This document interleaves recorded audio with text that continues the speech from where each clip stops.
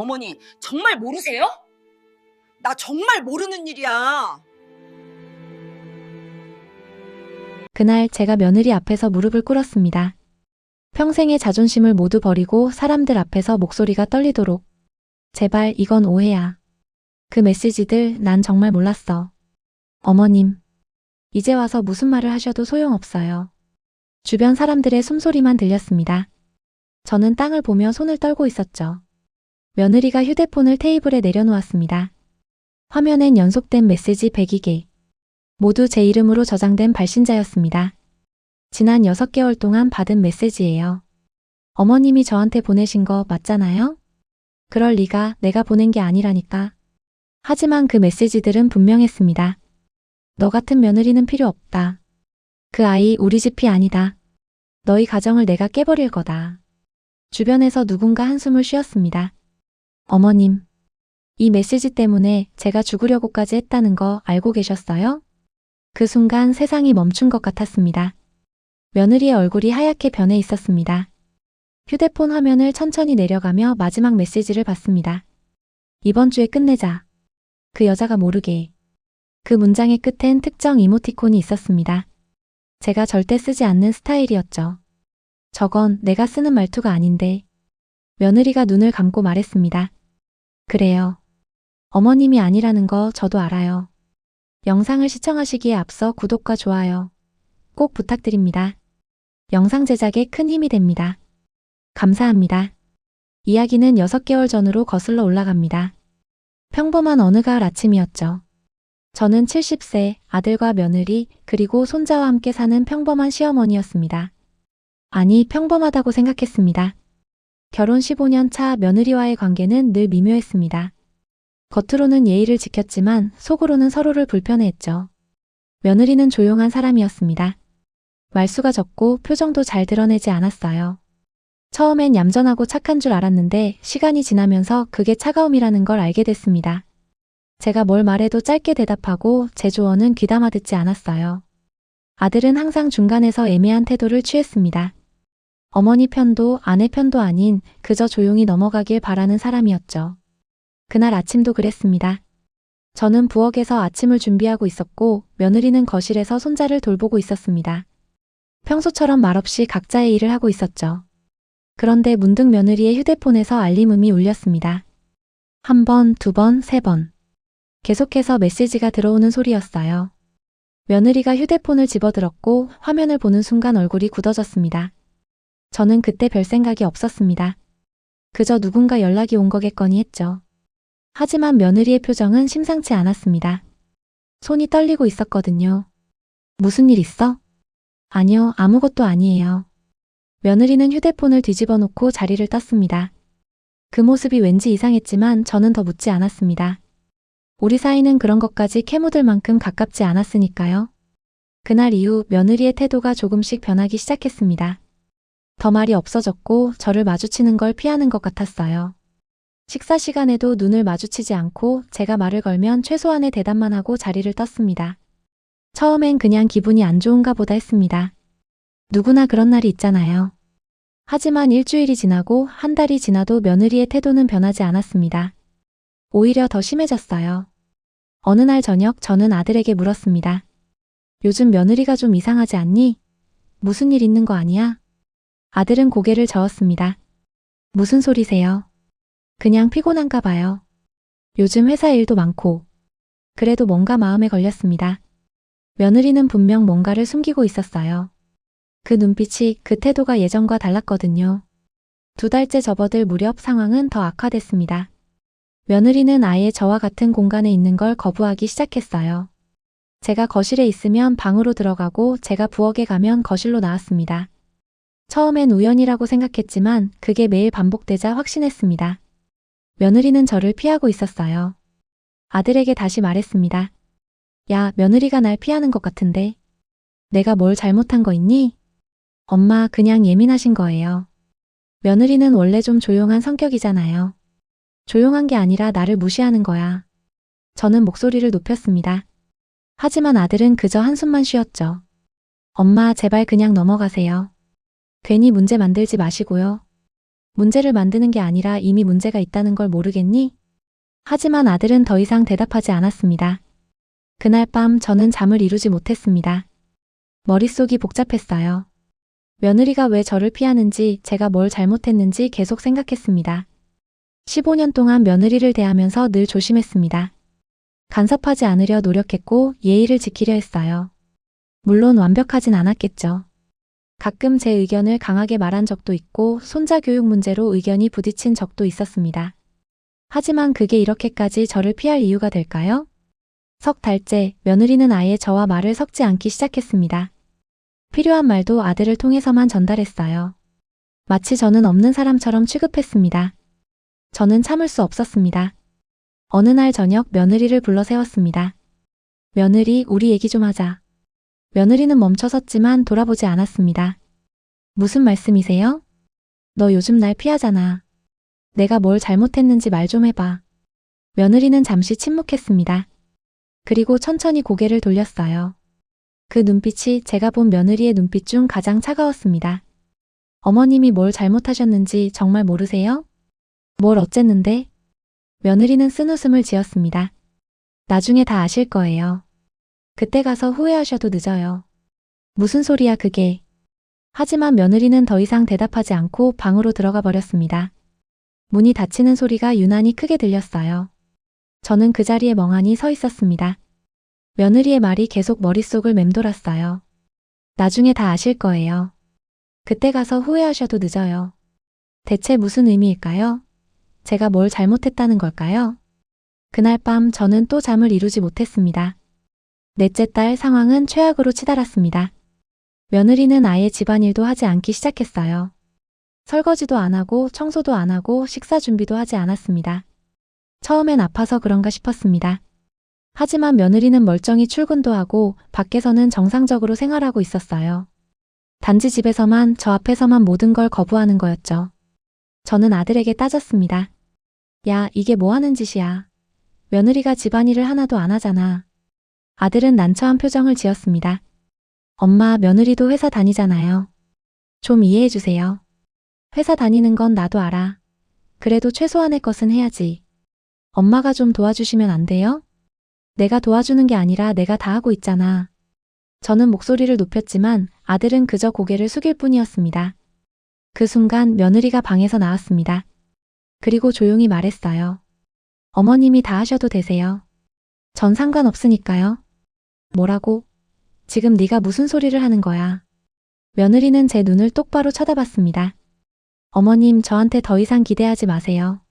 전 이 집에서 아무것도 하고 싶지 않아요. 그 말을 남기고 며느리는 다시 방으로 들어갔습니다.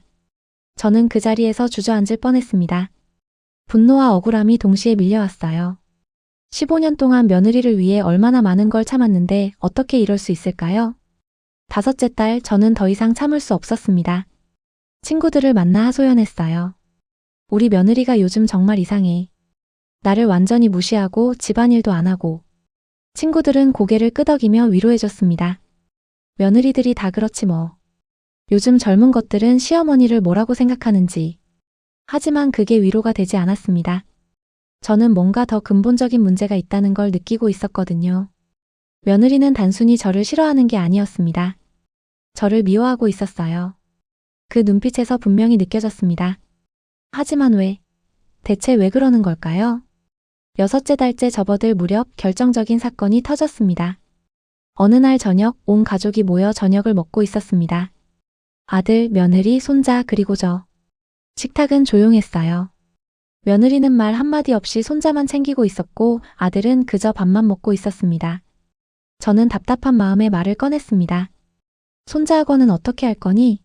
다음 달부터 새 학기인데. 며느리는 대답하지 않았습니다. 마치 제 말이 들리지 않는 것처럼요. 며느리, 내 말 들었어? 그제야 며느리가 고개를 들었습니다. 어머님, 그건 저희가 알아서 할게요. 알아서 하긴 뭘 알아서 해. 내가 정보 좀 알아봤는데. 필요 없어요. 며느리의 목소리가 차갑게 끊어졌습니다. 저는 당황했습니다. 며느리가 이렇게까지 직접적으로 거부한 건 처음이었거든요.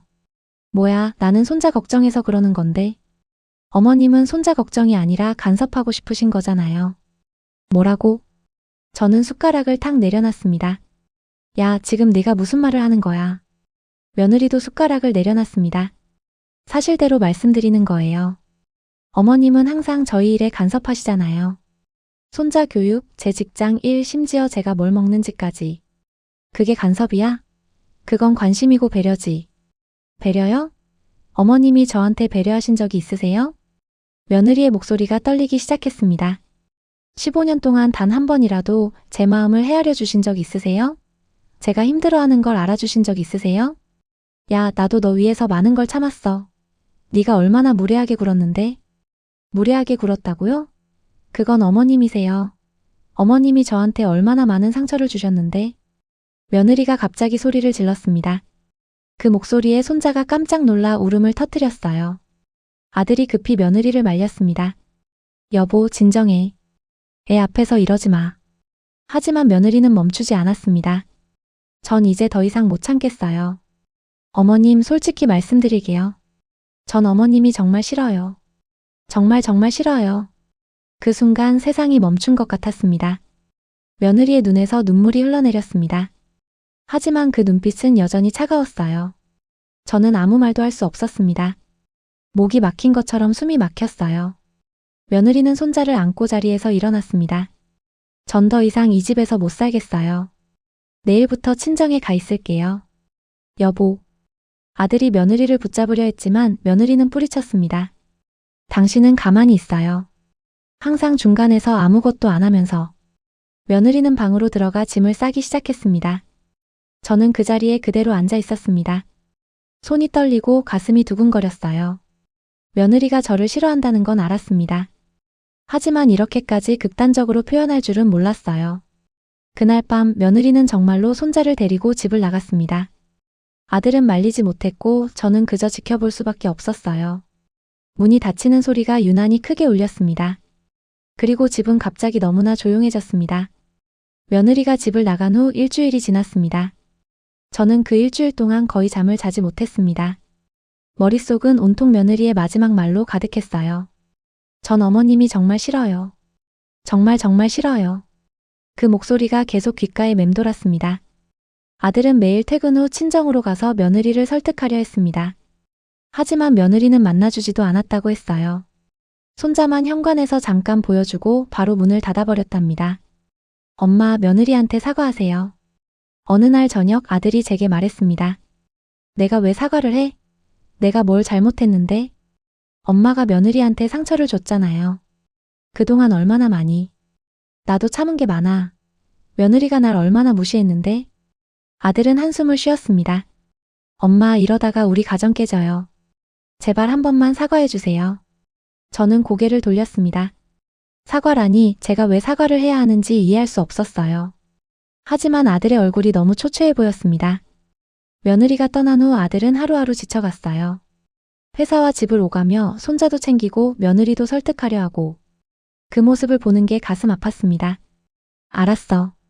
내가 한번 생각해 볼게. 저는 그렇게 대답했지만 솔직히 사과할 마음은 없었습니다. 제가 뭘 잘못했는지 여전히 모르겠거든요. 2주일째 저는 며느리의 친정 근처까지 갔습니다. 손자가 보고 싶었어요. 그리고 솔직히 며느리의 얼굴도 보고 싶었습니다. 그 차가운 눈빛의 이유를 알고 싶었어요. 하지만 막상 대문 앞에 서니 발이 떨어지지 않았습니다. 배를 누를 용기가 나지 않았어요. 1시간 정도 멀리서 지켜보다가 그냥 돌아왔습니다. 집으로 돌아오는 길 마음이 너무 무거웠습니다. 3주째 예상치 못한 일이 벌어졌습니다. 며느리의 친구라는 사람에게서 전화가 왔어요. 어머님이시죠? 저는 며느리 친구예요. 네, 그런데요. 목소리가 조심스러웠습니다. 어머님, 며느리가 요즘 상태가 많이 안 좋아요. 병원에도 다니고 있고요. 뭐라고요? 무슨 병원이요? 정신과요. 그 순간 심장이 철렁 내려앉았습니다. 며느리가 우울증 진단을 받았대요. 약도 먹고 있고 상담도 받고 있다고요. 그런데 상태가 호전되지 않고 있어요. 그게 나랑 무슨 상관이에요? 제 목소리가 떨렸습니다. 어머님, 며느리가 자꾸 어머님 얘기를 해요. 어머님이 보낸 메시지 때문에 너무 힘들다고. 메시지? 내가 무슨 메시지를 보냈는데요? 잠시 침묵이 흘렀습니다. 어머님 정말 모르세요? 며느리한테 지난 6개월 동안 계속 메시지를 보내신 거. 나는 며느리한테 메시지 같은 거 보낸 적 없어요. 저는 단호하게 말했습니다. 그런데 며느리 휴대폰엔 어머님 이름으로 된 메시지가 100개도 넘게 있어요. 정말 심한 내용들이. 그럴 리가 없어요. 나는 보낸 적이 없다니까요. 어머님 제가 직접 봤어요. 며느리가 보여줬거든요. 분명히 어머님 이름으로 저장되어 있었어요. 나는 모르는 일이에요. 저는 전화를 끊어버렸습니다. 손이 떨렸어요.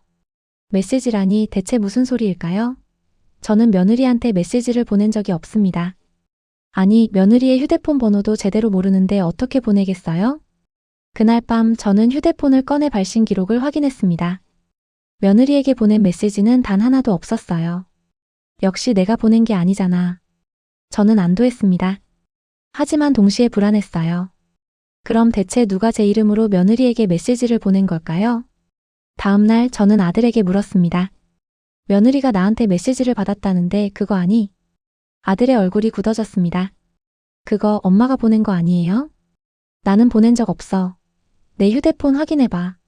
발신 기록 하나도 없어. 아들은 제 휴대폰을 확인했습니다. 그리고 고개를 갸우뚱했어요. 이상하네. 그럼 누가 보낸 거지? 며느리는 뭐래? 며느리는 엄마가 보냈다고 확신하고 있어요. 엄마 이름으로 저장되어 있다고. 그건 누군가 내 이름을 도용한 거야. 저는 목소리를 높였습니다. 아들은 난처한 표정을 지었습니다. 엄마, 그럼 며느리한테 직접 얘기해보세요. 엄마가 보낸 게 아니라고. 그래, 그래야겠어. 며느리를 만나야겠어. 하지만 며느리는 여전히 저를 만나주지 않았습니다. 한 달째 상황은 더욱 복잡해졌습니다. 며느리의 친정 어머니에게서 연락이 왔어요. 사돈댁, 우리 딸이 요즘 정말 힘들어해요. 어머님이 보낸 메시지 때문에. 사돈댁, 나는 보낸 적 없어요. 누가 내 이름을 도용한 것 같아요. 그럼 왜 우리 딸 휴대폰엔 사돈댁 이름으로 되어 있어요? 사돈댁 휴대폰 번호로 온 거라고요. 뭐라고요? 내 번호로? 그 순간 온몸에 소름이 돋았습니다. 네, 우리 딸이 확인했어요. 분명히 사돈댁 번호였다고. 그럴 리가 없어요. 내 휴대폰에는 발신 기록이 없다니까요. 그럼 사돈댁 혹시 휴대폰을 잃어버린 적 있으세요? 아니면 누가 몰래 쓴 거 아니에요? 저는 멍해졌습니다. 휴대폰을 잃어버린 적은 없었습니다. 항상 제 곁에 있었어요. 그런데 어떻게 제 번호로 메시지가 갔을까요?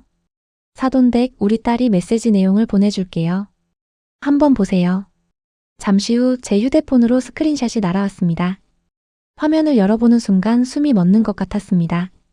너 같은 며느리는 필요 없다. 우리 집안의 수치야. 그 아이 우리 집이 아니다. 너희 가정을 내가 깨버릴 거다. 빨리 이혼해라. 그게 너를 위한 거야. 메시지는 끝없이 이어졌습니다. 모두 제 이름으로 제 번호로 전송된 것들이었어요. 저는 휴대폰을 떨어뜨릴 뻔했습니다. 이건 제가 한 말이 아닙니다. 제가 절대 이런 말을 할 리가 없어요. 하지만 며느리는 이 메시지들을 6개월 동안 받아왔던 거예요. 매일 매시간 끊임없이. 그 메시지들을 보면서 며느리가 얼마나 힘들었을까요? 저는 손이 떨렸습니다. 분노와 억울함 그리고 두려움이 동시에 밀려왔어요. 대체 누가 왜 이런 짓을 한 걸까요? 그날부터 저는 범인을 찾기 시작했습니다. 먼저 휴대폰 회사에 연락했습니다. 제 번호로 전송된 메시지 기록을 확인해 달라고 했어요. 고객님, 저희 기록상으로는 해당 번호로 전송된 메시지가 없습니다. 그럴 리가 없어요. 며느리가 분명히 받았다고요. 고객님 휴대폰에서 발신된 기록이 없으면 저희도 확인할 방법이 없습니다. 그럼 누군가 제 번호를 조작한 건가요? 그건 기술적으로 가능하긴 합니다만 불법이에요. 경찰에 신고하셔야 할 것 같습니다. 저는 경찰서에 갔습니다. 하지만 경찰도 난색을 표했어요. 어르신, 이건 사이버 범죄라 저희가 직접 수사하기 어렵습니다. 사이버 수사대에 신고하셔야 해요. 그래서 사이버 수사대에도 신고했습니다. 하지만 결과를 받기까지는 시간이 걸린다고 했어요. 최소 몇 주는 기다려야 한답니다. 저는 답답했습니다. 그 사이에 며느리는 계속 고통받고 있을 텐데 저는 아무것도 할 수 없었어요. 한 달 반이 지났습니다. 며느리는 여전히 집으로 돌아오지 않았고 저는 여전히 범인을 찾지 못했습니다. 그러던 어느 날 아들이 심각한 표정으로 제게 말했습니다. 엄마, 며느리가 이혼을 요구하고 있어요. 뭐라고? 며느리가 이제 더 이상 못 참겠대요. 엄마와 한 집에 사는 건 절대 불가능하다고. 그건 내가 보낸 게 아니라니까. 누군가 내 이름을 도용한 거야. 며느리는 안 믿어요. 계속 엄마가 보낸 거라고 주장하고 있어요. 그럼 증거를 보여줘. 내 휴대폰에는 발신 기록이 없다고. 며느리는 그것도 엄마가 지운 거라고 생각해요. 저는 할 말을 잃었습니다. 며느리는 이미 제게 대한 불신이 너무 깊었어요. 무슨 말을 해도 믿지 않을 거였습니다. 엄마, 며느리한테 직접 만나서 얘기해보세요. 정말 엄마가 보낸 게 아니라고 설득해보세요. 며느리가 만나주기나 하겠어? 제가 주선할게요. 제발 한 번만 만나보세요. 저는 고개를 끄덕였습니다. 이제 다른 방법이 없었어요. 3일 후 저는 며느리를 만났습니다. 중립적인 장소, 조용한 카페였어요. 며느리는 저보다 먼저 와 있었습니다. 예전보다 많이 야위어 보였어요. 얼굴은 창백했고 눈 밑에는 다크서클이 깊게 패여 있었습니다. 저는 며느리 앞에 앉았습니다. 며느리는 제 눈을 마주치지 않았습니다. 며느리, 나 좀 봐. 며느리가 천천히 고개를 들었습니다. 그 눈빛은 여전히 차가웠어요. 며느리, 그 메시지들 내가 보낸 게 아니야. 거짓말하지 마세요. 며느리의 목소리가 떨렸습니다. 정말이야. 내 휴대폰에는 발신 기록이 없어. 누군가 내 이름을 도용한 거야. 어머님 번호로 온 거예요. 제가 직접 확인했어요. 그건 누군가 조작한 거야. 요즘 그런 기술이 있다잖아. 며느리는 쓴웃음을 지었습니다. 어머님, 왜 그렇게까지 거짓말을 하세요? 인정하시면 안 돼요? 나는 거짓말하지 않아. 정말로 내가 보낸 게 아니라고. 저는 목소리를 높였습니다. 며느리가 휴대폰을 꺼냈습니다. 그럼 이건 뭐예요? 화면에는 메시지 목록이 가득했습니다. 모두 제 이름으로 저장되어 있었어요. 며느리가 하나를 눌러 보여줬습니다. 이건 어제 온 메시지예요. 어머님이 친정에서 돌아오라는 거죠. 메시지 내용을 읽는 순간 저는 입을 다물 수 없었습니다. 빨리 집으로 돌아와라. 이 이혼녀나. 이건 제가 절대 쓸 수 없는 말투였어요. 제가 절대 쓰지 않는 단어들이었습니다. 이것 봐, 나는 이런 말을 안 써. 이건 내 말투가 아니야. 그럼 누구 말투예요? 며느리의 목소리가 날카로워졌습니다. 나는 몰라. 하지만 분명히 내가 아니야. 며느리는 휴대폰을 도로 집어넣었습니다. 어머님, 전 이제 더 이상 못 참겠어요. 이혼할 거예요. 며느리, 제발 좀 믿어줘. 나는 정말로. 저는 며느리의 손을 잡으려 했습니다. 하지만 며느리는 손을 뿌리쳤어요. 만지지 마세요. 며느리가 소리쳤습니다. 주변 사람들이 쳐다봤어요. 며느리의 눈에서 눈물이 흘러내렸습니다. 어머님, 전 6개월 동안 어머님 메시지 때문에 죽고 싶었어요. 매일매일 휴대폰을 볼 때마다 심장이 멎는 것 같았어요. 며느리. 어머님이 얼마나 저를 미워하는지 알았어요. 얼마나 제가 없어지길 바라는지도요. 나는 그런 적 없어. 그런데 이제 와서 아니라고 하시면 전 뭐가 되는 거예요? 제 고통은 뭐가 되는 거예요? 며느리가 흐느끼기 시작했습니다. 저는 아무 말도 할 수 없었습니다. 며느리가 자리에서 일어났습니다. 어머님, 다시는 저한테 연락하지 마세요. 그리고 제 아이도 보지 마세요. 며느리. 며느리는 뒤도 돌아보지 않고 카페를 나갔습니다. 저는 그 자리에 멍하니 앉아 있었습니다. 주변 사람들의 시선이 느껴졌지만 신경 쓸 겨를이 없었어요. 며느리의 눈물이 계속 눈앞에 어른거렸습니다. 그리고 그 메시지들, 제 이름으로 전송된 잔인한 메시지들. 대체 누가 왜 이런 짓을 한 걸까요? 저는 천천히 자리에서 일어났습니다. 범인을 찾아야 했습니다. 반드시 찾아서 며느리에게 진실을 보여줘야 했어요. 그날 밤 저는 집에 돌아와 곰곰이 생각했습니다. 제 번호로 메시지를 보낼 수 있는 사람은 누구일까요? 제 휴대폰에 접근할 수 있는 사람은? 가족밖에 없었습니다. 아들, 며느리, 그리고 그 순간 한 사람이 떠올랐습니다. 아니야, 설마. 저는 고개를 저었습니다. 하지만 그 생각은 쉽게 지워지지 않았어요. 혹시, 정말 혹시. 그날 밤 잠을 이룰 수 없었습니다. 머릿속에서 한 사람의 얼굴이 계속 떠올랐어요. 아니라고, 설마 그 사람이 아니라고 스스로를 설득했지만 의심은 점점 커져만 갔습니다. 제 휴대폰에 접근할 수 있는 사람. 제 비밀번호를 아는 사람. 그리고 며느리를 싫어하는 사람. 새벽 4시 저는 침대에서 일어났습니다. 거실로 나가 소파에 앉아 지난 6개월을 되짚어봤어요. 며느리가 처음 메시지를 받기 시작한 건 언제였을까요? 6개월 전. 그때 무슨 일이 있었던가? 천천히 기억을 더듬었습니다. 6개월 전 그때는 한여름이었어요. 무더운 날씨에 온 가족이 힘들어하던 시기였죠. 그때 집에 누가 자주 놀러 왔었던 것 같은데 갑자기 기억이 떠올랐습니다. 그때 시누이가 자주 집에 왔었어요. 남편과 싸우고 친정에 와서 며칠씩 머물곤 했죠. 시누이는 며느리를 좋아하지 않았습니다. 그건 예전부터 알고 있었어요. 며느리가 시집 온 첫날부터 시누이는 며느리에게 차갑게 대했습니다. 오빠가 결혼하면서 엄마를 덜 챙기게 됐다고 며느리 때문이라고 생각했던 것 같아요. 하지만 설마 시누이가 그런 짓을 할까요? 저는 고개를 저었습니다. 시누이는 제 딸이에요. 아무리 며느리가 맘에 안 들어도 그렇게까지 하진 않을 거예요. 하지만 의심은 쉽게 사라지지 않았습니다. 다음 날 아침 저는 시누이에게 전화를 걸었습니다. 엄마, 왜 이렇게 일찍? 시누이의 목소리가 잠에 취해 있었습니다. 너 요즘 어떻게 지내니? 그냥 그렇죠 뭐. 엄마는요? 나는 좀 힘들구나. 며느리 일로. 아, 형수가 아직도 집에 안 들어왔어요? 응. 그게 말이야. 저는 잠시 망설였습니다. 너 혹시 며느리한테 메시지 같은 거 보낸 적 있니? 잠시 침묵이 흘렀습니다. 메시지요? 무슨 메시지요? 며느리가 6개월 동안 내 이름으로 된 메시지를 받았대. 그게 네가 보낸 건 아니고. 엄마, 무슨 소리예요? 제가 왜 형수한테 메시지를 보내요? 시누이의 목소리가 약간 높아졌습니다. 그냥 혹시나 해서. 엄마, 저 지금 기분 나쁜데요? 저를 의심하시는 거예요? 아니야, 그게 아니라. 엄마도 참. 형수랑 사이 안 좋은 건 엄마 책임이잖아요. 왜 저한테 의심을 해요? 시누이가 짜증을 냈습니다. 알았어, 미안하다. 그냥 물어본 거야. 저는 전화를 끊었습니다. 하지만 시누이의 반응이 왠지 석연치 않았어요.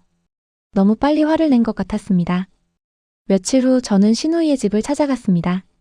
시누이는 놀란 표정으로 저를 맞이했어요. 엄마, 갑자기 왜 오셨어요? 너 보고 싶어서. 들어가도 되지? 네, 어서 오세요. 시누이의 집은 작지만 깔끔했습니다. 거실 소파에 앉아 차를 마시며 이야기를 나눴어요. 남편이랑은 좀 어때? 그냥 그렇죠 뭐. 여전히 바쁘고. 시누이의 목소리에 불만이 묻어났습니다. 며느리가 아직도 친정에 있다며? 네, 아직이요. 형수 참 고집도 세네. 엄마가 그렇게 사과했는데도. 나는 사과 안 했어. 내가 잘못한 게 없는데 왜 사과를 해? 시누이가 제 눈을 쳐다봤습니다. 엄마, 그래도 형수가 힘들어하잖아요. 그래도 거짓 사과는 못하지. 저는 슬쩍 시누이의 반응을 살폈습니다. 시누이는 고개를 끄덕였어요. 그것도 그렇네요. 엄마가 보낸 게 아니면 사과할 이유가 없죠. 너는 정말 내가 보낸 게 아니라고 생각하니? 당연하죠. 엄마가 왜 그런 메시지를 보내요? 시누이의 대답은 자연스러웠습니다. 너무 자연스러웠어요. 저는 화장실을 핑계로 자리에서 일어났습니다. 화장실 가는 길에 시누이의 방을 슬쩍 들여다봤어요. 침대 위에 휴대폰이 놓여 있었습니다. 잠깐의 망설임 후 저는 그 방으로 들어갔습니다. 휴대폰을 집어들었어요. 다행히 잠금이 걸려있지 않았습니다. 메시지 앱을 열었습니다. 며느리에게 보낸 메시지가 있는지 확인하려고요. 하지만 아무것도 없었습니다. 며느리와의 대화 내역은 깨끗했어요. 저는 한숨을 쉬었습니다. 역시 시누이가 아니었나 봐요. 하지만 뒤로 가기를 누르는 순간 이상한 앱 하나가 눈에 띄었습니다. 번호 숨긴 메신저. 그 앱을 본 순간 심장이 쿵하고 떨어졌습니다. 앱을 열어보려는 순간 밖에서 시누이의 목소리가 들렸습니다. 엄마, 괜찮으세요? 저는 황급히 휴대폰을 내려놓고 밖으로 나왔습니다. 응, 괜찮아. 하지만 제 목소리가 떨리고 있었습니다.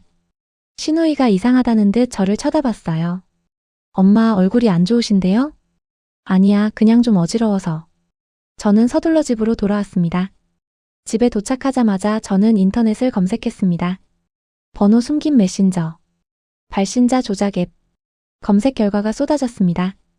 발신자 번호를 바꿔서 메시지를 보낼 수 있는 앱들이 실제로 존재했어요. 누군가의 번호를 입력하면 그 번호로 메시지가 전송된 것처럼 보이게 만드는 거였죠. 저는 손이 떨렸습니다. 신우이가 그 앱을 가지고 있었어요. 우연일까요? 아니야, 확실한 증거가 필요해. 저는 다시 한번 신우이를 찾아가기로 결심했습니다. 다음날 저는 신우이에게 전화했습니다. 오늘 점심 같이 먹을래? 엄마가 살게. 좋죠. 몇 시에요? 12시에 만나자. 점심 약속 장소에서 저는 신우이를 기다렸습니다. 신우이가 도착했고 우리는 식당에 들어갔어요. 식사를 하는 내내 저는 신우이의 행동을 관찰했습니다. 신우이는 평소와 다름없었어요. 밥을 먹고 이런저런 이야기를 나눴습니다. 형수는 아직도 집에 안 들어왔어요? 응, 아직이야. 오빠도 힘들겠네. 그러게. 아들이 요즘 너무 지쳐 보여서 마음이 아파. 신우이가 고개를 끄덕였습니다. 엄마, 제 생각에는요. 신우이가 잠시 망설이더니 말했습니다. 그냥 형수랑 이혼하는 게 나을 것 같아요. 뭐라고? 저는 깜짝 놀라 신우이를 쳐다봤습니다. 형수는 어차피 엄마를 이해 못해요. 오빠한테도 좋을 게 없고요. 차라리 깨끗하게 정리하고 오빠가 새 출발하는 게 낫지 않을까요? 신우이의 말에 소름이 돋았습니다. 그게 무슨 소리야. 손자는 어떻게 하고? 손자는 오빠가 키우면 되죠. 엄마도 도와주시고. 신우이는 태연하게 말했습니다. 저는 신우이를 빤히 쳐다봤습니다. 너 혹시 며느리가 집을 나가길 바랐던 거 아니니? 신우이의 표정이 미묘하게 변했습니다. 무슨 소리예요, 엄마? 너 며느리한테 그 메시지 보낸 거 네가 아니야? 순간 신우이의 얼굴이 굳어졌습니다. 엄마, 또 그 소리예요? 제가 왜 그런 짓을 해요? 너 휴대폰에 번호 조작 앱이 있더라. 신우이의 눈이 흔들렸습니다. 그건. 네가 그랬지? 내 번호로 며느리한테 메시지를 보낸 거. 저는 목소리를 높였습니다. 주변 사람들이 쳐다봤지만 신경 쓸 겨를이 없었어요. 신우이가 입술을 깨물었습니다. 엄마, 저는. 사실대로 말해. 신우이가 고개를 숙였습니다. 잠시 침묵이 흘렀습니다. 그리고 신우이가 천천히 입을 열었어요. 죄송해요, 엄마. 그 말을 듣는 순간 머리가 하얗게 변했습니다. 정말 네가 보낸 거야? 네. 신우이의 목소리가 떨렸습니다. 왜 그런 짓을 했어? 저는 주먹으로 테이블을 쳤습니다. 신우이가 눈물을 흘리기 시작했어요. 저도 처음엔 그냥 장난이었어요. 형수가 좀 놀랄까 싶어서. 그런데 형수가 진짜로 힘들어하는 걸 보니까 그게 좀 통쾌하더라고요. 뭐라고? 저는 믿을 수 없다는 표정으로 신우이를 쳐다봤습니다. 형수는 항상 완벽한 척했잖아요. 엄마한테도 예의 바르고 오빠한테도 좋은 아내인 척하고. 그런데 사실은 엄마를 무시하고 있었어요. 제가 다 봤어요. 그래서 그런 짓을 한 거야? 전 그냥 형수가 좀 흔들렸으면 했어요. 완벽한 며느리인 척하는 게 싫었거든요. 신우이의 눈빛이 이상했습니다. 죄책감보다는 정당화하는 느낌이었어요. 너 지금 정신이 있는 거야? 며느리가 얼마나 힘들었는지 알아? 그건 제 잘못이 아니에요. 형수가 너무 예민하게 받아들인 거죠. 저는 할 말을 잃었습니다. 그리고 솔직히 엄마도 형수 맘에 안 들어 하셨잖아요. 제가 엄마 대신 말해준 거예요. 대신 말해줬다고? 저는 소리쳤습니다. 주변 사람들이 모두 우리를 쳐다봤어요. 신우이, 너 지금 네가 무슨 짓을 한 건지 알아? 며느리가 우울증에 걸려서 병원 다니고 있어. 죽고 싶어 할 정도로 힘들어했다고. 신우이의 얼굴이 창백해졌습니다. 저는 그 정도인 줄 몰랐어요. 몰랐다고? 6개월 동안 그런 메시지를 받으면 어떻게 되겠어? 저는 신우이를 노려봤습니다. 신우이가 눈물을 뚝뚝 흘렸습니다. 엄마, 죄송해요. 정말 죄송해요. 사과로 될 문제가 아니야. 그럼 제가 어떻게 해요? 당장 며느리한테 가서 사실대로 말해. 신우이가 고개를 저었습니다. 그건 못해요. 오빠한테 들키면 큰일 나요. 큰일은 이미 났어. 내 오빠 가정이 깨질 지경이라고. 하지만 신우이는 계속 고개를 저었어요. 엄마가 대신 말씀해주세요. 제 이름은 빼고요. 네가 직접 말해야지. 네가 한 짓이잖아. 싫어요. 전 못해요. 신우이가 자리에서 일어났습니다. 엄마, 저 먼저 갈게요. 어딜 가? 하지만 신우이는 식당을 나가버렸습니다. 저는 그 자리에 멍하니 앉아 있었습니다. 주변의 시선들이 따가웠지만 아무것도 느껴지지 않았어요. 제 딸이 그런 짓을 했다니. 그것도 며느리를, 손자의 엄마를 그렇게 괴롭혔다니. 저는 손이 떨렸습니다. 분노와 충격, 그리고 깊은 배신감이 밀려왔어요. 식당을 나와 집으로 돌아오는 길 머릿속이 복잡했습니다. 이제 어떻게 해야 할까요? 며느리에게 사실을 말해야 할까요? 하지만 시누이가 한 짓이라고 하면 며느리는 뭐라고 할까요? 그리고 아들은? 아들이 이 사실을 알면 어떻게 될까요? 집에 도착했을 때 아들이 현관에서 기다리고 있었습니다. 엄마, 어디 갔다 오세요? 시누이 만나고 왔어. 아들의 표정이 어두웠습니다. 엄마, 며느리가 정식으로 이혼 소송 준비하고 있대요. 뭐라고? 심장이 철렁 내려앉았습니다. 변호사도 선임했대요. 이번 주 안에 서류가 올 거래요. 저는 주저앉을 뻔했습니다. 아들, 나 할 말이 있어. 저는 떨리는 목소리로 말했습니다. 그 메시지 내가 보낸 게 아니야. 시누이가 보낸 거야. 아들의 얼굴이 굳어졌습니다. 뭐라고요? 시누이가 내 이름으로 며느리한테 메시지를 보낸 거야. 6개월 동안. 아들은 믿을 수 없다는 표정을 지었습니다. 누나가요? 그럴 리가요. 사실이야. 시누이가 직접 인정했어. 아들이 벽에 기대어 섰습니다. 다리에 힘이 풀린 것 같았어요. 누나가 왜 그런 짓을요? 며느리가 맘에 안 들었나 봐. 그래서 괴롭히려고. 아들의 얼굴이 일그러졌습니다. 이게 무슨 일이에요? 이게 대체. 아들이 주먹으로 벽을 쳤습니다. 당장 며느리한테 가서 사실대로 말해야겠어. 저는 아들의 팔을 잡았습니다. 기다려. 우리 시누이도 생각해야 해. 엄마, 지금 그게 중요해요? 우리 가정이 깨지려고 하는데. 시누이도 내 누나잖아. 그래도 이건 아니에요. 아들이 소리쳤습니다. 저는 할 말이 없었습니다. 아들 말이 맞았어요. 아들이 현관문을 열고 나갔습니다. 어디가? 며느리한테 가요. 당장 이 사실을 알려야죠. 아들은 그렇게 집을 나갔습니다. 저는 그 자리에 주저앉았습니다. 이제 모든 게 끝났어요. 며느리는 진실을 알게 될 거고 시누이와 아들의 관계도 깨질 거예요. 그리고 모든 게 제 잘못이었습니다. 제가 시누이를 제대로 키우지 못해서 이런 일이 벌어진 거였어요. 저는 바닥에 주저앉아 울었습니다. 얼마나 시간이 흘렀을까요? 현관문이 열리는 소리가 들렸습니다. 고개를 들어보니 아들이 돌아오고 있었어요. 아들의 얼굴은 눈물로 얼룩져 있었습니다. 며느리가 뭐래? 아들은 대답 없이 고개를 저었습니다. 며느리가 안 믿어요. 뭐? 며느리가 그 말을 안 믿어요. 시누이가 했다는 걸? 어떻게? 며느리는 엄마가 시누이한테 죄를 뒤집어 씌우려 한다고 생각해요. 저는 할 말을 잃었습니다. 증거를 보여줬어요? 증거가 없어요. 시누이가 그 앱을 지워버렸을 거예요. 아들이 주저앉았습니다. 다 끝났어요, 엄마. 우리 가정은 이제 끝이에요. 저는 아무 말도 할 수 없었습니다. 그날 밤 집은 침묵에 잠겼습니다. 아들은 방에 들어가 나오지 않았고 저는 거실에 홀로 앉아 있었어요. 창밖으로 비가 내리기 시작했습니다. 모든 게 무너져 내리고 있었습니다. 다음 날 아침 저는 결심했습니다. 증거를 찾아야 했어요. 시누이가 한 짓이라는 확실한 증거를. 며느리가 믿지 않는다면 눈으로 직접 보여줄 수밖에 없었습니다. 저는 컴퓨터 학원에 다니는 손자 친구의 아버지에게 전화를 걸었습니다. 그분은 IT 회사에서 일하는 분이었어요. 혹시 삭제된 앱을 복구할 수 있나요? 경우에 따라 다릅니다만 가능할 수도 있어요. 무슨 일이세요? 저는 사정을 설명했습니다. 물론 시누이 이름은 빼고요. 그분은 한참을 생각하더니 말했습니다. 휴대폰을 직접 봐야 알 것 같은데요. 가져오실 수 있으세요? 문제는 그거였습니다. 시누이의 휴대폰을 어떻게 가져올까요? 저는 시누이에게 전화를 걸었습니다. 전화벨이 3번 울리고 시누이가 받았어요. 엄마. 목소리가 조심스러웠습니다. 점심 같이 먹자. 우리 얘기 좀 해야 할 것 같아. 엄마, 저 지금. 제발. 엄마 부탁이야. 시누이가 한숨을 쉬었습니다. 알았어요. 어디서 만나요? 우리 집으로 와. 엄마가 밥 해줄게. 점심시간 시누이가 집에 왔습니다. 표정이 어두웠어요.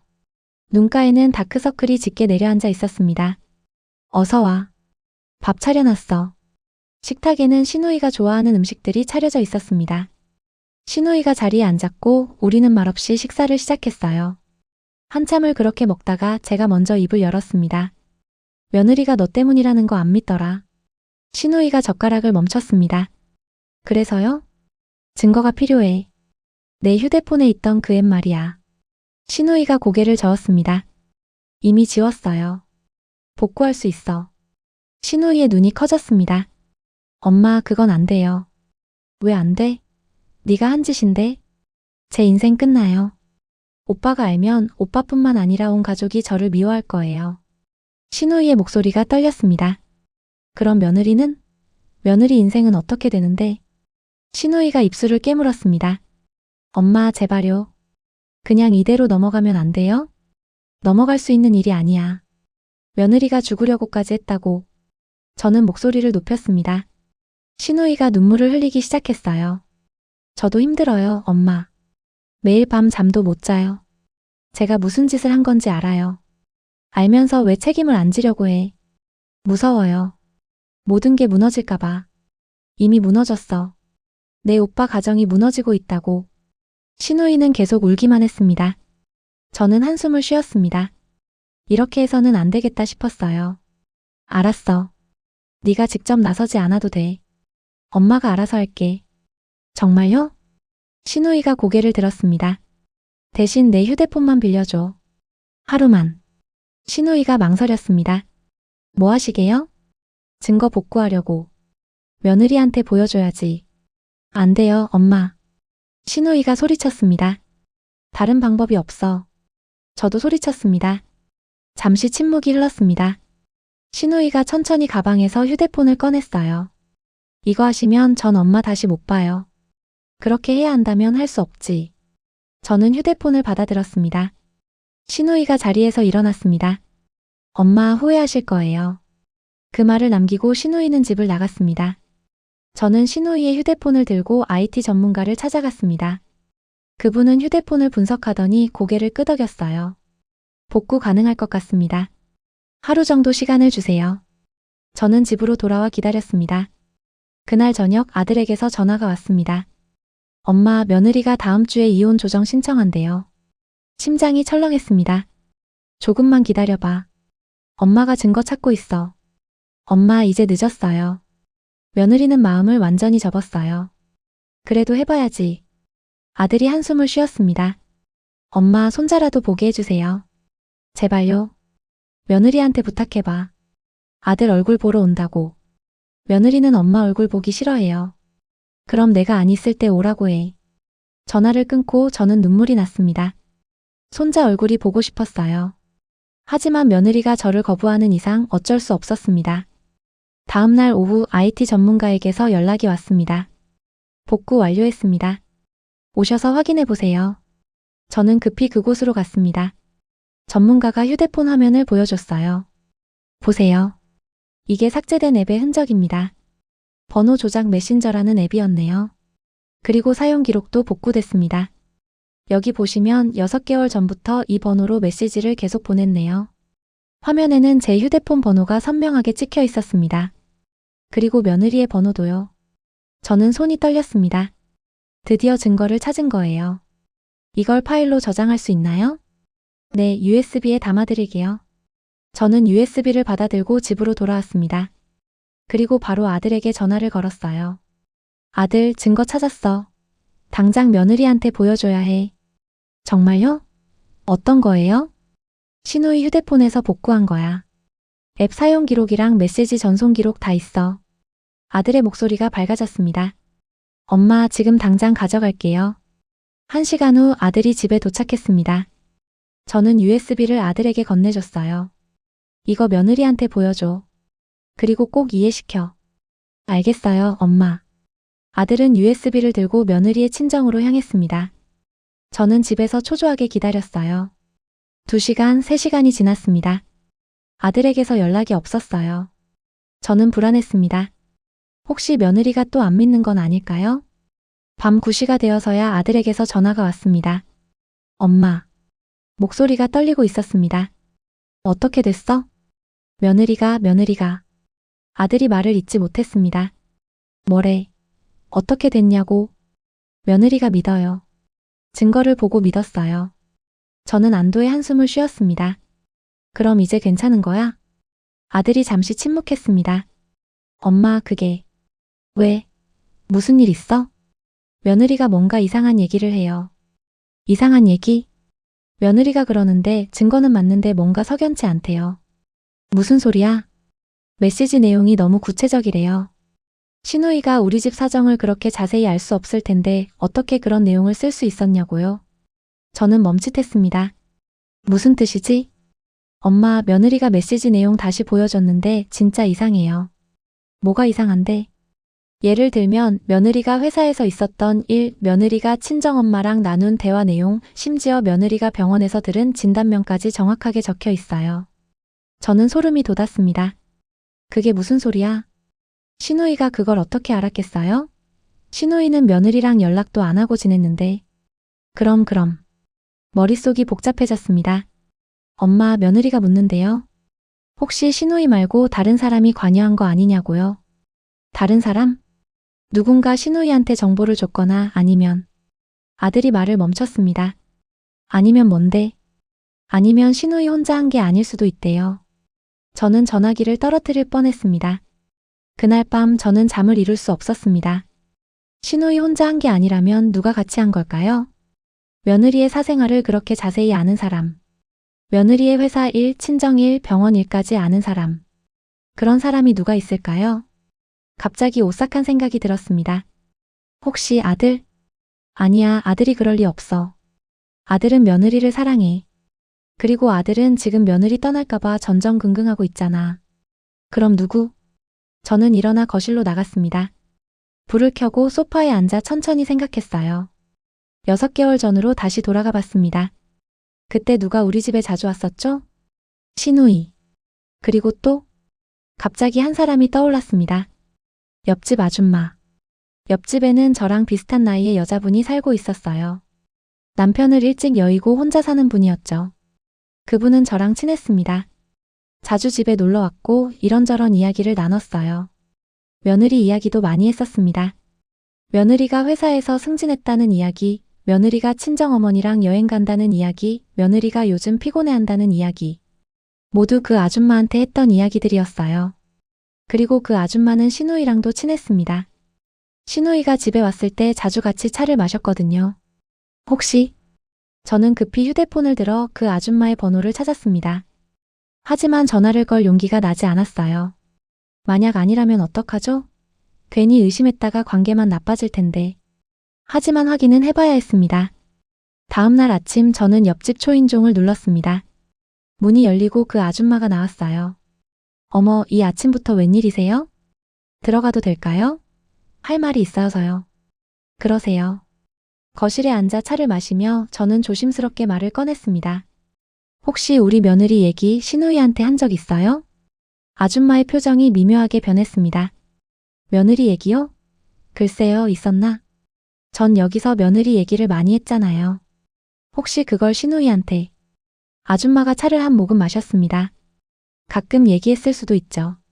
시누이랑 차 마실 때 저는 심호흡을 했습니다. 혹시 시누이가 며느리한테 메시지 보낸다는 거 알았어요? 아줌마의 손이 미세하게 떨렸습니다. 무슨 소리세요? 시누이가 6개월 동안 내 이름으로 며느리한테 괴롭힌 메시지를 보냈어요. 혹시 그거 아셨어요? 아줌마가 컵을 내려놓았습니다. 처음 듣는데요. 하지만 아줌마의 눈빛이 흔들렸습니다. 정말 모르세요? 저는 아줌마의 눈을 똑바로 쳐다봤습니다. 아줌마가 시선을 피했어요. 모른다니까요. 며느리 사생활이 메시지에 너무 자세하게 나와 있어요. 시누이가 혼자서는 알 수 없는 내용들이요. 그래서요? 혹시 도와주신 거 아니에요? 아줌마의 얼굴이 굳어졌습니다. 무슨 말도 안 되는 소리를 하세요. 사실대로 말해주세요. 제발요. 저는 간곡하게 부탁했습니다. 아줌마가 한참을 침묵하다가 입을 열었어요. 그냥 시누이가 불쌍해 보여서요. 뭐라고요? 시누이가 저한테 하소연했어요. 형수 때문에 오빠가 엄마를 소홀히 한다고 형수가 잘난 척한다고. 그래서 도와준 거예요? 전 그냥 며느리 얘기를 좀 해준 거예요. 시누이가 메시지 쓸 때 참고하라고요. 저는 아무 말도 할 수 없었습니다. 근데 진짜 메시지를 보낼 줄은 몰랐어요. 그냥 하는 소리인 줄 알았죠. 아줌마가 변명했습니다. 당신도 공범이에요. 저는 소리쳤습니다. 그건 아니에요. 전 그냥. 뭐가 그냥이에요. 며느리가 얼마나 힘들었는데? 전 몰랐어요, 정말. 아줌마도 소리를 높였습니다. 저는 더 이상 들을 수 없었습니다. 자리에서 일어나 집으로 돌아왔어요. 온몸이 떨렸습니다. 시누이뿐만 아니라 옆집 아줌마까지. 두 사람이 같이 며느리를 괴롭힌 거였어요. 그리고 그 정보의 출처는 바로 저였습니다. 제가 며느리 이야기를 아줌마한테 한 게 결국 며느리를 괴롭히는 데 쓰인 거였어요. 저는 바닥에 주저앉았습니다. 결국 모든 게 제 잘못이었습니다. 그날 오후 저는 아들에게 전화를 걸었습니다. 아들, 며느리한테 전해줘. 온 가족이 모여서 얘기하자고. 엄마, 무슨 일이에요? 다 밝혀야 해.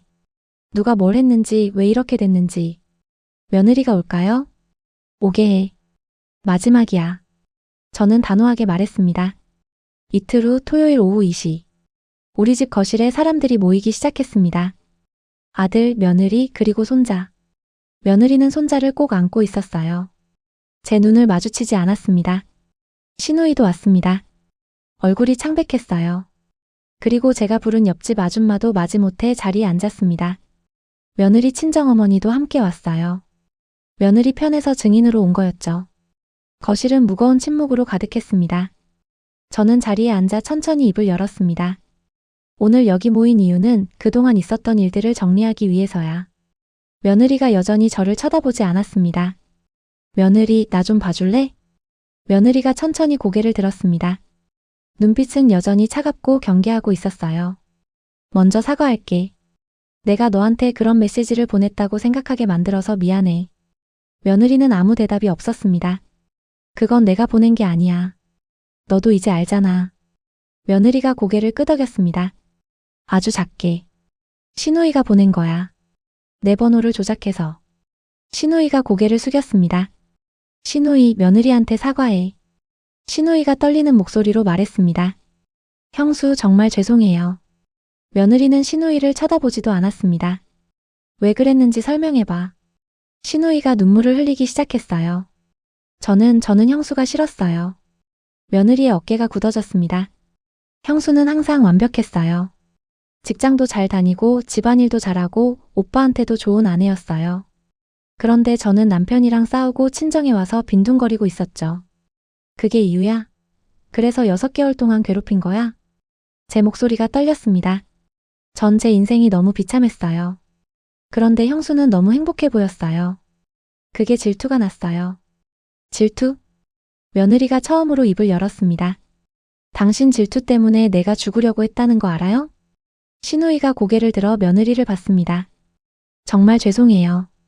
전 그렇게까지 될 줄 몰랐어요. 몰랐다고? 며느리의 목소리가 떨렸습니다. 6개월 동안 매일 그런 메시지를 보내면서 내가 어떻게 될지 생각 안 해봤어요? 저는 그냥 뭐예요? 재미있었어요? 내가 무너지는 게 속이 시원했어요? 며느리가 소리쳤습니다. 손자가 놀라서 울기 시작했어요. 며느리가 손자를 달래며 말했습니다. 당신 때문에 내가 얼마나 힘들었는지 알아요? 출근할 때마다 무서웠어요. 또 메시지가 올까봐. 휴대폰 보는 게 두려웠어요. 시누이가 바닥을 보며 계속 울었습니다. 친정에 가서도 잠을 못 잤어요. 꿈에 계속 그 메시지들이 나타났어요. 어머님이 저한테 소리치는 꿈, 저를 쫓아내는 꿈. 며느리의 목소리가 점점 커졌습니다. 병원에서 항우울제 처방받았어요. 상담도 받았어요. 그런데도 나아지지 않았어요. 매일 아침 눈을 뜨는 게 고통이었어요. 며느리 친정어머니가 며느리의 어깨를 감싸 안았습니다. 우리 딸이 얼마나 울었는지 알아요? 한밤중에 깨서 울고 밥도 제대로 못 먹고. 친정어머니의 목소리도 떨렸습니다. 저는 참을 수 없었습니다. 시누이, 이게 끝이 아니야. 네. 시누이가 고개를 들었습니다. 너 혼자 한 게 아니잖아. 시누이의 얼굴이 창백해졌습니다. 옆집 아줌마한테 정보를 받았지? 모두의 시선이 옆집 아줌마에게로 향했습니다. 아줌마가 당황한 표정을 지었어요. 그게 사실대로 말씀하세요. 저는 아줌마를 쳐다봤습니다. 아줌마가 한숨을 쉬었습니다. 제가 신우이한테 며느리 얘기를 좀 해줬어요. 무슨 얘기요? 며느리가 물었습니다. 며느리분이 회사에서 승진했다는 얘기, 친정어머니랑 여행 간다는 얘기 그런 거요. 그걸 어떻게 알았어요? 제가 여기 자주 놀러 왔거든요. 시어머님한테 들었어요. 며느리가 저를 쳐다봤습니다. 어머님이 제 얘기를 다른 사람한테 하셨어요? 저는 할 말이 없었습니다. 그래, 내가 했어. 그냥 친구랑 이야기하듯이 한 거였어. 그게 이렇게 될 줄은. 그게 이렇게 되죠. 며느리가 소리쳤습니다. 제 사생활을 함부로 남한테 얘기하시면 어떡해요. 그것도 저를 괴롭히는데 쓰이게. 미안해. 정말 미안해. 저는 고개를 숙였습니다. 며느리가 자리에서 일어났습니다. 이제 다 알았으니까 저 가볼게요. 잠깐. 아들이 며느리를 붙잡았습니다. 이제 어떻게 할 거야? 며느리가 아들을 쳐다봤습니다. 어떻게 하긴요. 이혼하죠. 여보. 전 용서 못해요. 며느리의 목소리가 단호했습니다. 신우이한테도 그 아줌마한테도 그리고 어머님한테도. 며느리. 특히 어머님. 며느리가 저를 쳐다봤습니다. 어머님은 제 사생활을 함부로 떠들고 다니셨어요. 그게 결국 저를 괴롭히는 도구가 됐죠. 어머님도 책임이 있어요. 그 말에 저는 숨이 막혔습니다. 알아요. 내 잘못이야. 인정하신다고 달라지는 건 없어요. 이미 벌어진 일이에요. 며느리가 손자를 안고 현관으로 향했습니다. 그때였습니다. 저는 며느리 앞을 막아섰습니다. 비켜주세요. 안 돼. 아직 할 말이 남았어. 더 무슨 말씀을 하시게요? 며느리의 눈빛이 차가웠습니다. 저는 심호흡을 했습니다. 그리고 천천히 무릎을 꿇었습니다. 어머님. 아들이 놀라서 저를 말렸지만 저는 고개를 저었습니다. 며느리, 제발 용서해줘. 바닥에 무릎을 꿇은 채로 저는 며느리를 올려다봤습니다. 며느리의 얼굴이 놀라움으로 일그러졌어요. 어머님, 일어나세요. 안 돼. 이렇게라도 해야 내 마음이 풀릴 것 같아서. 저는 눈물을 흘리며 말했습니다. 내가 잘못했어. 내 사생활을 함부로 말하고 다닌 것도, 신우이를 제대로 교육하지 못한 것도, 너를 제대로 이해하지 못한 것도. 며느리가 눈을 감았습니다. 15년 동안 나는 좋은 시어머니인 줄 알았어.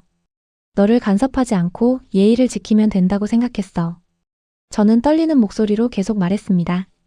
하지만 그게 아니었어. 너는 내가 너를 이해해주길 바랐던 거야. 내 마음을 알아주길 바랐던 거지. 며느리의 눈에서 눈물이 흘러내렸습니다. 나는 그걸 몰랐어. 너무 늦게 알았어. 어머님. 며느리의 목소리가 떨렸습니다. 일어나세요. 이러지 마세요. 며느리, 제발 한 번만 더 기회를 줘. 내가 달라질게. 저는 며느리의 손을 잡으려 했습니다. 하지만 며느리는 손을 뒤로 뺐어요. 어머님, 늦었어요. 아니야, 늦지 않았어. 늦었어요. 전 이미 너무 많이 상처받았어요. 며느리가 고개를 저었습니다. 그래도 제발. 어머님, 진심으로 사과하신다면 저를 놓아주세요. 그게 제일 저를 위하는 거예요. 며느리의 말에 저는 아무것도 할 수 없었습니다. 며느리가 저를 지나쳐 문으로 향했습니다. 그때 신우이가 갑자기 소리쳤습니다. 형수, 잠깐만요. 신우이가 며느리 앞에 섰습니다. 제가 무릎 꿇을게요. 제가 잘못했어요. 신우이도 바닥에 무릎을 꿇었습니다. 형수, 정말 죄송해요. 제 질투와 못된 마음 때문에 이렇게 됐어요. 신우이가 울며 말했습니다. 전 형수님을 정말로 괴롭히고 싶었어요. 형수님이 불행해지길 바랐어요. 그게 제 잘못이에요. 며느리는 신우이를 내려다봤습니다. 그런데 지금 와서 후회해요. 제가 얼마나 나쁜 짓을 했는지 알겠어요. 늦었어요. 며느리가 차갑게 말했습니다. 알아요. 하지만 제발 오빠만은 용서해주세요. 오빠는 아무 잘못도 없어요. 며느리의 눈빛이 흔들렸습니다. 옆집 아줌마도 일어나 며느리 앞으로 왔습니다. 저도 죄송합니다. 제가 입이 가벼워서 이런 일이 생겼네요. 아줌마도 고개를 숙였습니다. 거실에는 무거운 침묵만 흘렀습니다. 며느리가 손자를 꼭 안고 서 있었어요. 손자가 며느리에게 말했습니다. 엄마, 울지 마.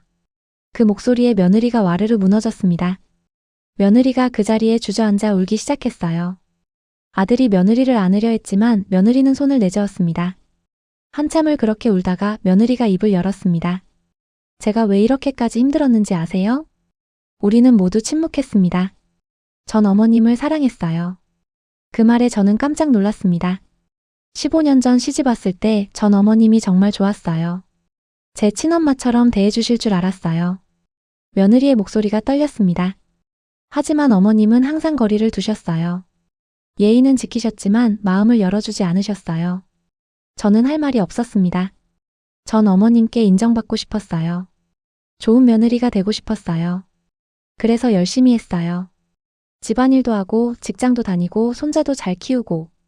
며느리가 눈물을 닦았습니다. 그런데 어머님은 늘 저를 못마땅해 하시는 것 같았어요. 제가 뭘 해도 부족한 것 같았어요. 며느리. 그러던 중에 그 메시지들을 받았어요. 어머님 이름으로요. 며느리의 목소리가 떨렸습니다. 처음엔 믿을 수 없었어요. 어머님이 그런 말씀을 하실 리 없다고 생각했어요. 하지만 메시지는 계속 왔어요.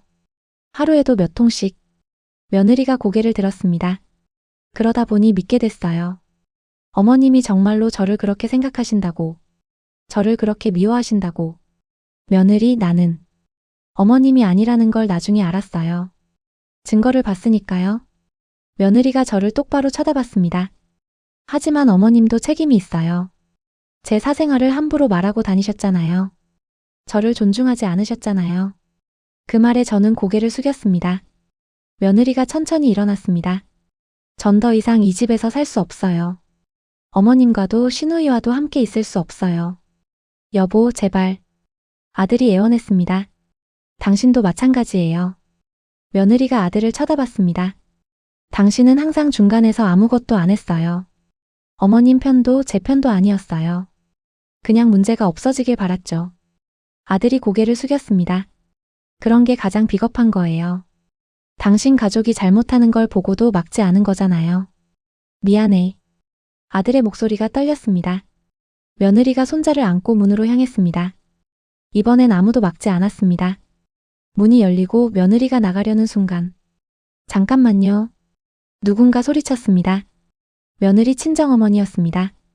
친정어머니가 일어나 며느리 옆으로 갔어요. 딸아, 어머니가 한마디만 할게. 친정어머니가 며느리에게 속삭였습니다. 우리도 잘못이 있어. 우리도 네가 힘들다는 걸 알면서 빨리 말리지 못했어. 며느리가 고개를 저었습니다. 엄마, 네가 여기서 너무 힘들어했어. 엄마가 더 일찍 개입했어야 했는데. 친정어머니가 며느리를 안았습니다. 하지만 딸아, 한 번만 더 생각해봐. 손자를 위해서라도. 며느리가 손자를 내려다봤습니다. 손자가 며느리에게 말했습니다. 엄마, 할머니 집 갈 거야? 그 순간 며느리의 눈에서 눈물이 또다시 흘러내렸습니다. 며느리가 손자를 내려다보며 눈물을 흘렸습니다. 손자가 다시 물었어요. 엄마, 우리 할머니 집에서 계속 살아? 며느리는 대답하지 못했습니다. 저는 그 모습을 보며 깨달았습니다. 며느리도 힘들어하고 있다는 걸요. 며느리는 손자를 사랑했습니다. 그리고 손자에게는 아빠도 할머니도 필요하다는 걸 알고 있었죠. 하지만 상처는 너무 깊었습니다. 며느리가 천천히 고개를 들었습니다. 일주일만 시간을 주세요. 저도 생각할 시간이 필요해요. 이혼할지 아니면 다시 시작할지. 며느리의 목소리는 떨렸지만 단호했습니다. 알았어. 아들이 대답했습니다. 하지만 조건이 있어요. 조건? 시누이는 앞으로 이 집에 오지 마세요. 저는 시누이 얼굴 보기 싫어요. 시누이가 고개를 숙였습니다. 그리고 옆집 아줌마도 저희 가족 일에 관여하지 마세요. 옆집 아줌마도 고개를 끄덕였습니다. 며느리가 저를 쳐다봤습니다. 어머님. 응. 어머님도 약속해주세요. 제 사생활을 함부로 다른 사람한테 말하지 않겠다고. 약속할게. 다시는 그러지 않을게. 저는 단호하게 대답했습니다. 며느리가 고개를 끄덕이고 문을 나갔습니다. 친정어머니도 며느리를 따라 나갔어요. 문이 닫히고 거실에는 무거운 침묵만 남았습니다. 시누이가 일어나 저에게 말했습니다. 엄마, 저 갈게요. 그래. 저는 시누이를 쳐다보지도 않았습니다. 엄마 화나셨죠? 당연하지. 네가 한 짓이 뭔데? 죄송해요. 미안하다고 다 되는 게 아니야. 내 오빠 가정이 깨질 뻔했어. 시누이가 눈물을 흘렸습니다. 엄마, 전 어떻게 해야 해요? 너도 반성해. 그리고 당분간 얼굴 보이지 마. 신우이가 고개를 끄덕이고 집을 나갔습니다. 옆집 아줌마도 조용히 자리에서 일어났어요. 저도 갈게요. 정말 죄송합니다. 아줌마도 문을 나갔습니다. 거실에는 저와 아들만 남았습니다. 아들이 소파에 털썩 앉았어요. 얼굴에 지친 기색이 역력했습니다. 엄마, 이제 어떻게 되는 거예요? 모르겠다. 며느리 마음에 달렸지. 며느리가 용서해 줄까요? 저는 대답하지 못했습니다. 솔직히 확신할 수 없었어요. 며느리의 상처가 너무 깊었으니까요. 엄마, 전 며느리 없이는 못 살아요. 아들의 목소리가 떨렸습니다. 알아. 엄마도 며느리가 돌아왔으면 좋겠어. 정말요? 그래. 이제야 알았어. 며느리가 우리 가족에게 얼마나 소중한 사람인지. 저는 창밖을 바라봤습니다. 해가 지고 있었어요. 하루가 또 저물어가고 있었습니다. 일주일이 지났습니다. 그 일주일은 제 인생에서 가장 긴 시간이었어요. 매일 며느리에게서 연락이 올까봐 휴대폰을 붙들고 있었지만 아무 소식이 없었습니다. 아들도 마찬가지였어요. 며느리에게 연락했지만 며느리는 답장하지 않았습니다. 저는 그 일주일 동안 많은 생각을 했습니다. 제가 지난 15년 동안 며느리에게 어떻게 대했는지, 무엇을 잘못했는지. 며느리는 제게 인정받고 싶어 했었어요. 그냥 좋은 며느리가 아니라 진짜 딸처럼 대해주길 바랐던 거였죠. 하지만 저는 거리를 뒀습니다. 간섭하지 않는 게 최선이라고 생각했어요. 그게 잘못이었습니다. 며느리는 무관심이 아니라 관심을 원했던 거예요. 간섭이 아니라 사랑을요. 너무 늦게 깨달았습니다. 일주일째 되는 날 저녁. 초인종이 울렸습니다. 아들이 급히 문을 열었어요. 문 앞에 며느리가 서 있었습니다. 손자를 데리고요. 들어와. 아들의 목소리가 떨렸습니다. 며느리가 집 안으로 들어왔습니다. 거실에 앉아 며느리는 한참을 침묵했어요. 저도 아들도 먼저 말을 꺼내지 못했습니다. 마침내 며느리가 입을 열었습니다. 일주일 동안 많이 생각했어요. 우리는 숨을 죽이고 들었습니다. 솔직히 용서하고 싶지 않았어요. 어머님도 신우이도 다 미웠어요. 며느리의 목소리가 떨렸습니다. 하지만 손자를 보니까, 그리고 제 마음을 들여다보니까 며느리가 잠시 말을 멈췄습니다. 전 이 가족을 포기할 수 없더라고요. 그 말에 아들이 며느리의 손을 잡았습니다. 며느리가 저를 쳐다봤습니다. 어머님. 응. 전 어머님을 용서하기로 했어요. 정말? 제 목소리가 떨렸습니다. 하지만 완전히는 아니에요. 시간이 필요해요. 알아. 시간을 줄게. 얼마든지. 그리고 어머님도 변화하셔야 해요. 진짜로요. 며느리의 눈빛이 진지했습니다. 그럴게. 약속해. 상담도 같이 받아요. 시어머니 며느리 관계 상담이 있더라고요. 좋아. 같이 가자. 저는 고개를 끄덕였습니다. 며느리가 작은 미소를 지었습니다. 오랜만에 보는 미소였어요. 그리고 어머님. 응.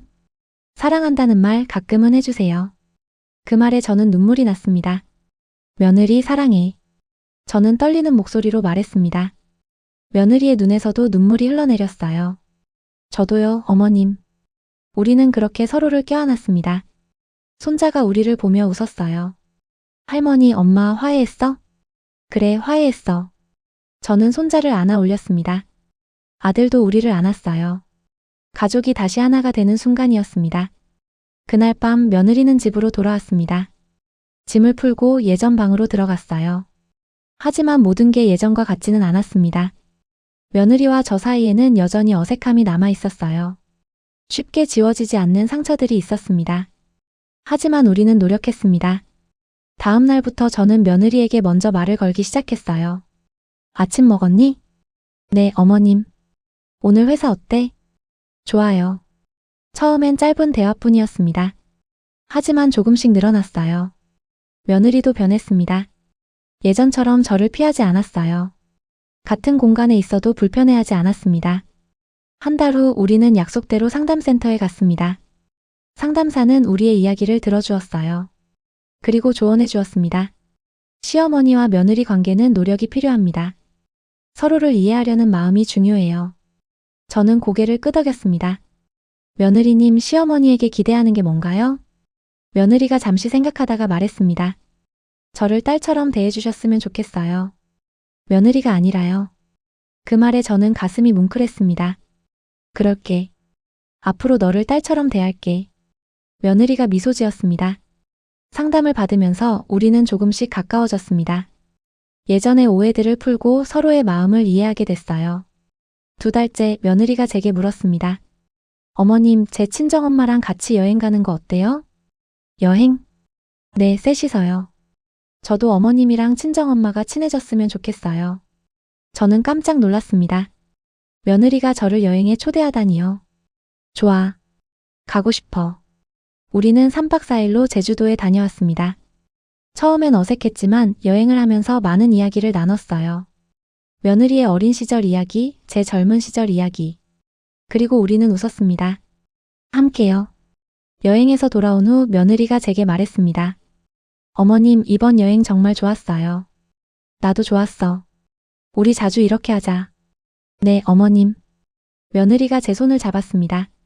3달째 시누이에게서 연락이 왔습니다. 엄마, 저 좀 만나줄 수 있어요?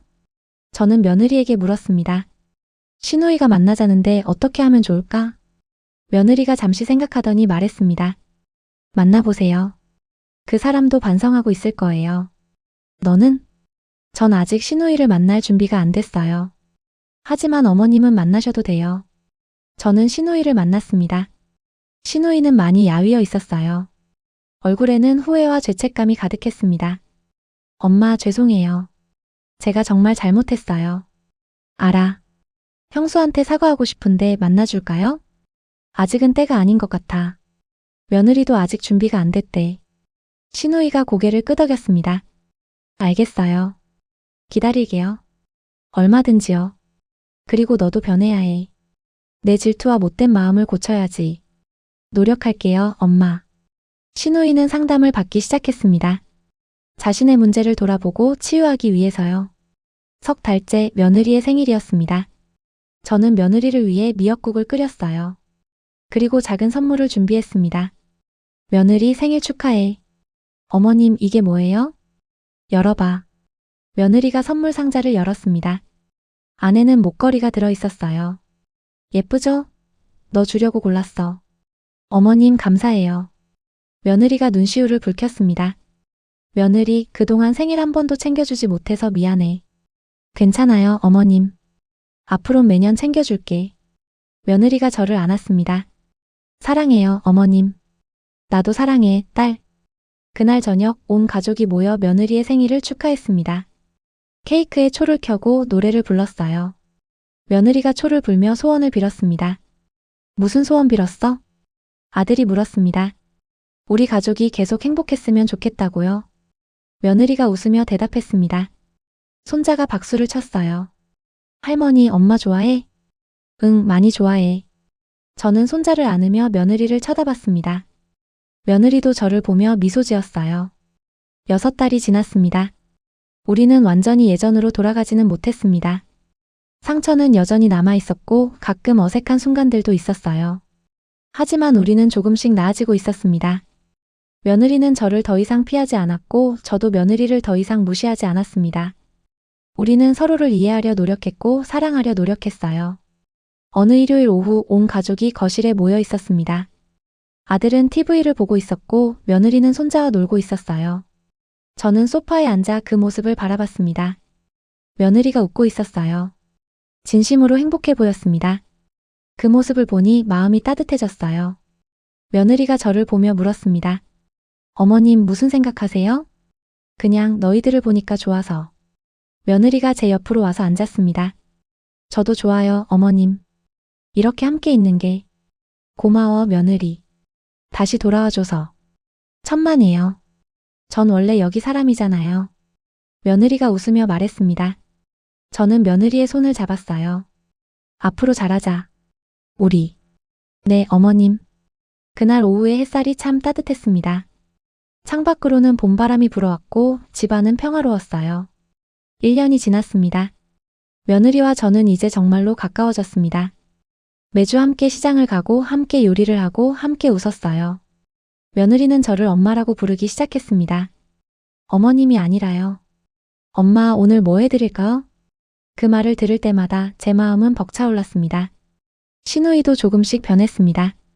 상담을 꾸준히 받으며 자신의 문제를 극복해 나갔어요. 그리고 1년 만에 며느리를 만났습니다. 형수, 정말 죄송했어요. 신우이가 며느리 앞에서 눈물을 흘렸습니다. 며느리는 한참을 신우이를 바라보다가 말했습니다. 이제 그만해요. 다 지난 일이에요. 정말 용서해 주는 거예요? 완전히는 아니에요. 하지만 앞으로 나아가려고요. 며느리가 손을 내밀었습니다. 신우이가 그 손을 잡았어요. 두 사람은 오랜만에 서로를 안았습니다. 그 모습을 보며 저는 눈물을 흘렸습니다. 드디어 우리 가족이 진짜로 하나가 되는 순간이었습니다. 그날 밤 저는 일기를 썼습니다. 오늘 며느리와 신우이가 화해했다.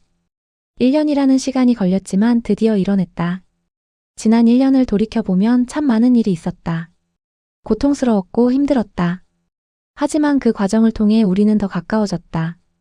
서로를 이해하게 됐고 진짜 가족이 됐다. 며느리는 이제 내 딸이다. 그리고 나는 며느리의 엄마다. 앞으로도 힘든 순간들이 있겠지만 우리는 함께 이겨낼 것이다. 왜냐하면 우리는 가족이니까. 일기를 덮고 저는 창밖을 바라봤습니다. 밤하늘에는 별이 가득했어요. 며느리의 방에서 불빛이 새어나오고 있었습니다. 아들과 며느리가 이야기하는 소리가 들렸어요. 손자의 방에서는 잔잔한 음악 소리가 들렸습니다. 모든 게 평화로웠습니다. 저는 미소 지으며 불을 껐습니다. 그리고 침대에 누워 감사한 마음으로 잠에 들었어요. 내일도 모레도 우리는 함께일 것입니다. 가족으로서요. 그날 제가 며느리 앞에서 무릎을 꿇었던 순간이 저를 변화시켰습니다. 자존심보다 중요한 건 가족이었고 옳고 그름보다 중요한 건 사랑이었습니다. 상처는 쉽게 아물지 않지만 진심은 결국 통한다는 걸 배웠습니다. 시어머니와 며느리, 그 관계는 어렵습니다. 하지만 불가능하지 않습니다. 서로를 이해하려는 노력, 그리고 용서하려는 마음만 있다면요. 지금 이 이야기를 듣고 계신 분들께 전하고 싶습니다. 늦었다고 생각할 때가 가장 빠른 때입니다. 지금이라도 사랑하세요. 지금이라도 이해하려 노력하세요. 가족은 피로 맺어지지만 사랑으로 완성됩니다.